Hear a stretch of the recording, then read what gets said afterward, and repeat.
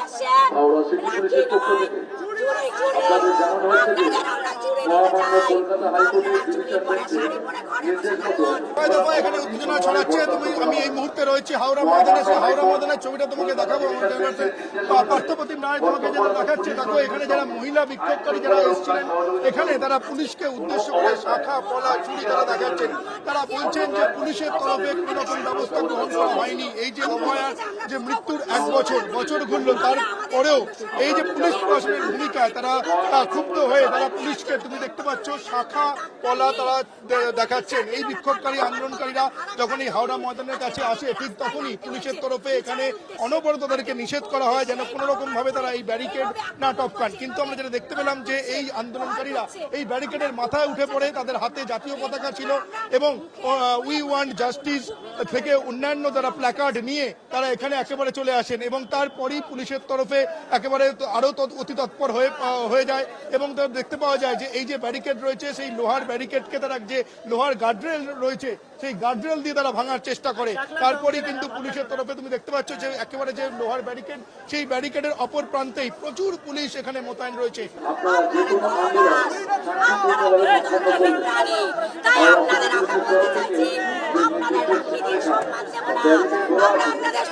সম্পন্ন করবেন। হাওড়া সিটি পুলিশের তরফ থেকে ব্যারিকেড ধ্বংস করবেন আপনাদেরকে আমরা পুলিশ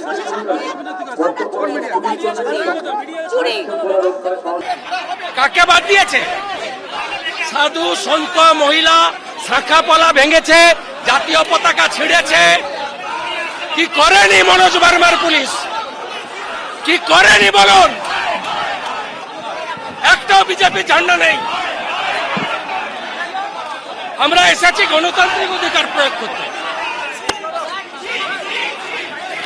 ফোর্ট উইলিয়ামের কাছে কন্টেনার ছিল, কন্টেনার আমরা পার করাতে পারতাম না।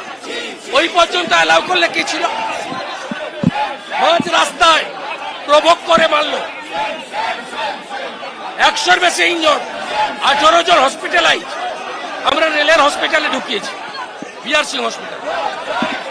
দেখো, শুভেন্দু অধিকারীর অভিযোগ যে 100 জনেরও বেশি আহত হয়েছেন এবং অভয়ার বাবা মা দুজনেই আক্রান্ত হয়েছেন। আজকে জনতাকে মারা হয়েছে, আজকে অভয়ার বাবা মাকে মারা হয়েছে, সাধারণ মানুষকে মারা হয়েছে, কর্মীদের মারা হয়েছে। এর প্রতিবাদ হবে, 26-এর প্রতিবাদ হবে। রাজ্যের মানুষের বিরুদ্ধে মুখ্যমন্ত্রী যুদ্ধ ঘোষণা করেছেন।